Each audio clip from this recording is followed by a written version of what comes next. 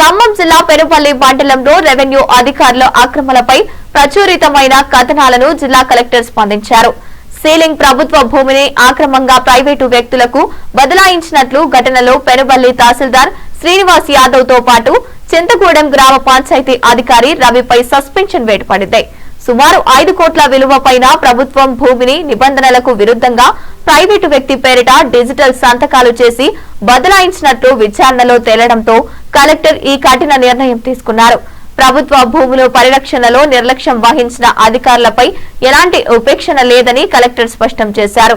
ఈ ఘటనలో జిల్లా రెవెన్యూ శాఖలో కలకలం రేపుతోంది. సర్వే నెంబర్లో బై మిస్టేక్లో జరిగింది. ఎకరం 20 గుంటలు మాత్రమే.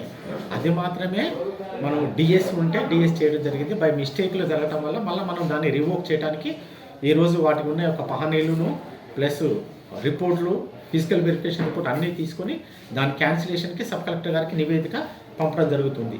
3 ఎకరాలు 4 ఎకరాలు అనేది మాత్రము కాదండి.